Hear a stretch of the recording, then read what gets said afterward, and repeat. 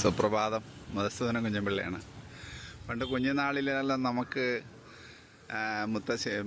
അമ്മൂമ്മമാരും അപ്പൂപ്പന്മാരും മുത്തശ്ശിമാരൊക്കെ പറയുന്ന കഥകൾ, ചേച്ചിമാരൊക്കെ പറയുന്ന കഥകൾ തുടങ്ങുന്നത് പണ്ട് ഒരു രാജാവ്, അങ്ങനെ രാജാവിൻ്റെ കാര്യങ്ങളും രാജാവിൻ്റെ കാലത്തുള്ള കഥകളും കേൾക്കാൻ നമുക്ക് വളരെ ഇഷ്ടമാണ്. ഇപ്പോഴും ആ ഇഷ്ടം കുറഞ്ഞു കാണില്ലെന്ന് വിശ്വസിക്കുന്നു.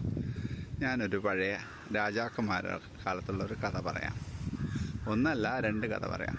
ആദ്യത്തെ കഥ, ഇപ്പോഴത്തെ നാട്ടിൽ നമ്മൾ കൈക്കൂലി ഉണ്ടല്ലോ, എല്ലാത്തിനും കൈക്കൂലി വാങ്ങുന്ന കാലമാണ്.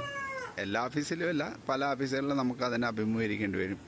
നമ്മൾ കൊടുത്തിട്ടില്ല, നമ്മൾ കാശ് വാങ്ങിയിട്ടില്ലാത്ത ഒരു പണിയാണെങ്കിൽ നമുക്ക് പല കാര്യങ്ങളും സാധിക്കാൻ വേണ്ടി കാശ് കൊടുക്കേണ്ടി വന്നു. അങ്ങനെ രാജാവിൻ്റെ കാലത്ത് പണ്ട് രാജാവിന് നടന്നൊരു കഥയാണ്. ഒരു ഉദ്യോഗസ്ഥനുണ്ടായിരുന്നു, എല്ലാത്തിനും കൈക്കൂലി വാങ്ങുന്ന ആൾ. എന്തെങ്കിലും തരത്തിൽ ചക്കയായിട്ടോ മാങ്ങയായിട്ടോ പണമായിട്ടോ, അന്ന് നാണയങ്ങളുള്ള സമയമാണ്, നാണയങ്ങളായിട്ടോ ഒക്കെ കൈക്കൂലി വാങ്ങാതെ അയാൾ ചെയ്യില്ല. അയാളെപ്പറ്റി പരാതി ഒരുപാട് രാജാവിൻ്റെ അടുത്ത് പോയി. പലരും പരാതി പറഞ്ഞപ്പം പക്ഷേ രാജാവിന് തോന്നിയില്ല അയാളെ പിരിച്ചുവിടാൻ. ജോലിയിൽ നിന്ന് പിരിച്ചുവിട്ട അയാളെ കുടുംബം എങ്ങനെ കഴിയും എന്നുള്ള അന്നുള്ള രാജാക്കന്മാർക്ക് ആ ഒരു പ്രത്യേകത ഉണ്ടായിരുന്നു. മാനുഷികരമായിട്ടും ചിന്തിക്കും.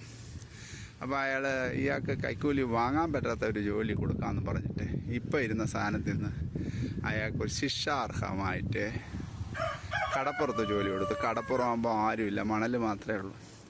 അവിടെ വരുന്ന എത്ര തിരകൾ ആണ് വരുന്നത് എന്നുള്ള കണക്കെടുപ്പാണ്. അപ്പോൾ ഓരോ ദിവസം ഡേറ്റ് ബേസിൽ എഴുതണം. 11-12 മണി വരെ എത്ര തിര വന്നു, വൈകുന്നേരം വരെ എത്ര തിര വന്നു, അങ്ങനെ അയാൾ ആ സമയത്തിനനുസരിച്ച് ആ പണിയാണ്. പകലുള്ള തിരകൾ എണ്ണിയാൽ മതി, രാത്രിയാകുമ്പം വീട്ടിൽ പോവാം, ശമ്പളമൊക്കെ കറക്ഷന് കിട്ടും. അപ്പോൾ രാജാവിൻ്റെ വിചാരം എന്ന് പറഞ്ഞാൽ ഇനി അയാൾക്ക് കൈക്കൂലി വാങ്ങാൻ പറ്റില്ലല്ലോ. അവിടെ കടപ്പുറത്ത് തിരയെണ്ണതിന് കൈക്കൂലി കൊടുക്കും. പക്ഷേ ഈ വാങ്ങി ശീലിച്ചിട്ടുള്ളവർ അത് നിർത്തില്ല, എങ്ങനെയെങ്കിലും അവർ സാധിക്കും. അവസാനം അയാളെ കൈക്കൂലി ബുദ്ധി ഉണർന്നു. അയാൾ അവിടെ മീൻ പിടിക്കാൻ വരുന്ന മുക്കോരിടത്തൊക്കെ പറഞ്ഞു, രാജാവിൻ്റെ ഉത്തരവാണ്, നിങ്ങൾ വള്ളം ഇറക്കുമ്പോഴത്തേക്ക് ഈ തിരകളൊക്കെ മുറിയും, അത് പാടില്ല.